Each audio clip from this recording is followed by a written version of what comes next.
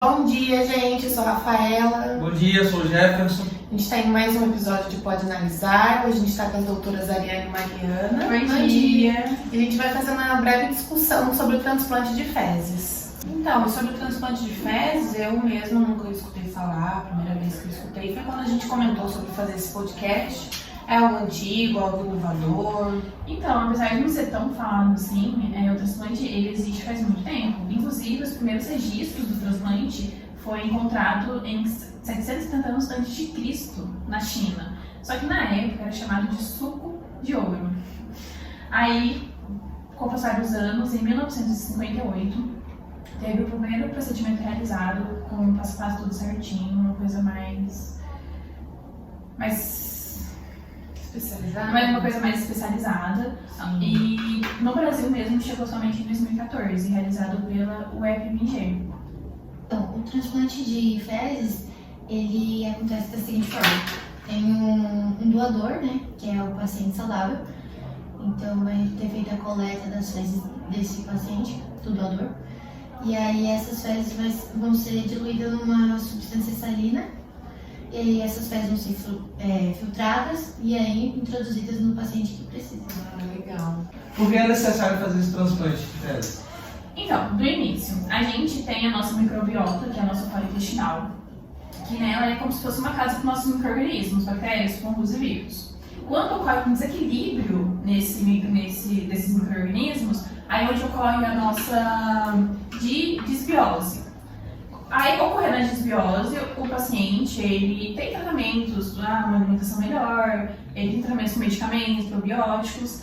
Quando esses medicamentos não surgem um efeito esperado no paciente, até porque com os medicamentos, nossa taxa de resultado é tipo de 20% a 60%. Aí, não conseguindo tratar, não conseguindo deixar belezinho, é onde ocorre, a gente vai para o transplante de fezes. Que apesar de ser um procedimento simples, porém É muito delicado. é muito delicado para o profissional, porque está mexendo com bactérias, são fezes de uma pessoa, apesar da pessoa ser saudável, apesar da pessoa passar por bastante exame antes de realizar o procedimento, tem que tomar todo o cuidado possível. Muda assim o micro-organismo, né? Exatamente.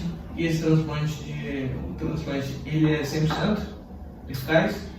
Praticamente, tem uma eficácia de ali 80%, mas o paciente ele pode passar a fazer mais de uma vez. Inclusive, no segundo procedimento, segunda vez que ele faz, a eficácia já é de 95%. Então, assim, ele já sai corajinho. E a questão do paciente, muita gente faz transplante e logo fica com medo.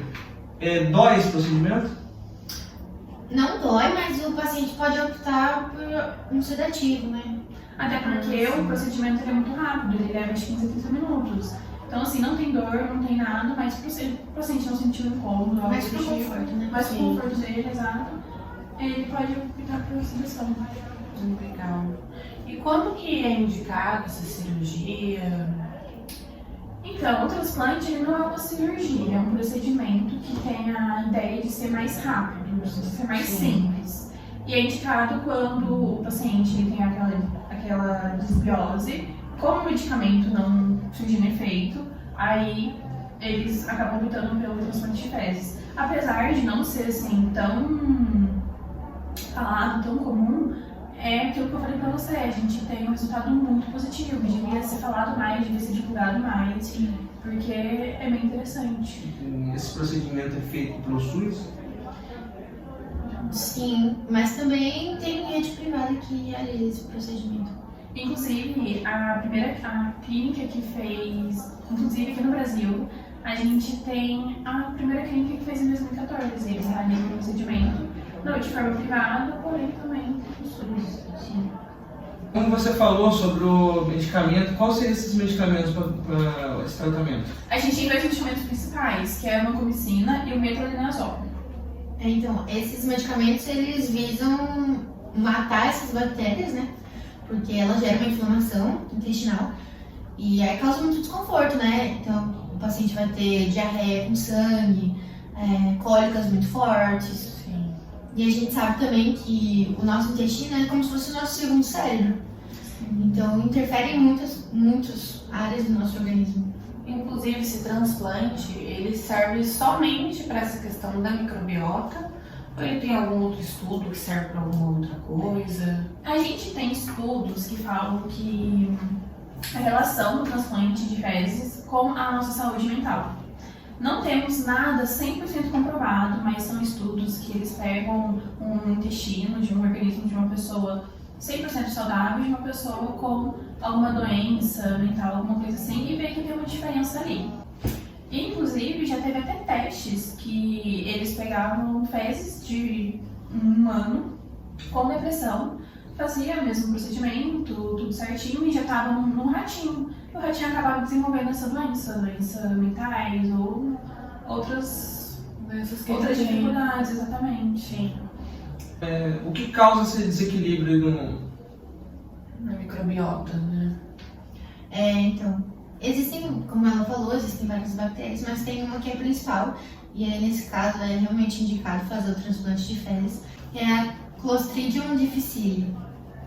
Gente, como a gente está aqui ao vivo, né, na live, acabou de chegar uma pergunta bem interessante. A gente falou como é feito, falou quando foi feita a primeira pesquisa, mas a gente não falou quem pode ser o doador. Qualquer pessoa, tem alguém específico? O doador pode ser qualquer pessoa, mas que tenha passado por muitos exames. Exames são eles. A pessoa passa por exame de fezes, HIV, passa por exames de hepatite. E também para fazer esse transplante, a pessoa tem que ter pelo menos 3 meses sem tomar nenhum tipo de antibiótico. Então, se a pessoa também tiver doença imune, obesidade, desnutrição, tudo isso vai interferir na doação das fezes. É um longo preparo. Precisa ser compatível? Tem preferência para pessoas assim da família ou que moram juntas.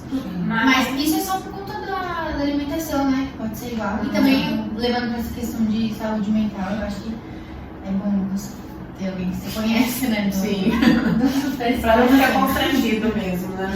Quando eu perguntei como era feito, você comentou que era feito, né, através da introdução das fezes misturado, né, com a solução salina. Mas como que é feita essa introdução? Qual metodologia? A forma mais comum de fazer esse procedimento é através da colposcopia, porque a ideia é chegar no intestino, né, essas fezes saudáveis. Mas também pode ser feito pela sonda nasogástrica ou pela sonda nasojejunal, ou também por enemas. Isso, a sonda nasogástrica, ela pode ser pela boca ou pelo nariz, e aí ela chega até o estômago. E a nasojejunal, ela é um pouco mais comprida e consegue chegar até o intestino delgado. Legal. O transplante visa o bem-estar mesmo, porque imagina você viver com esses sintomas, né? Então, se o antibiótico não está funcionando, a gente tem essa opção. Muito obrigada pela presença, muito obrigada, né, pelo conhecimento que vocês passaram aqui pra gente, porque é algo muito inovador pra mim. Tudo bem que, né, é um pouco antigo, mas eu nunca tinha escutado falar, né? Acredito que, como vocês, várias pessoas também não conheciam sobre esse procedimento, né? É muito legal a gente estar aqui hoje passando essa informação para todo mundo que acompanha o podcast. Obrigada pelo convite. Gente, obrigada também por assistir e até o próximo episódio. Tchau. Tchau! Vai você falar? Tá. Eu? Qual é a causa dessa doença? Assim, e quando O mais você importante é que precisa você de sempre transplante? esquece não escreveu. Porque é microbiota. E ouro. Sim. Mas aí. Eu não dou esse, não. Sou péssimo. Então vai, volta aqui de novo. Ai, não. Esse é enemas? Não. Ah, mas vocês não perguntam o que é. Não. Sobre transplante de fezes. Gente, não ia ter um agradecimento. Gente, eu vou falar coisa animada. Acho que isso foi muito. Esse aí vai Gente, ficar tem impressão que a gente ansioso não agora. falou.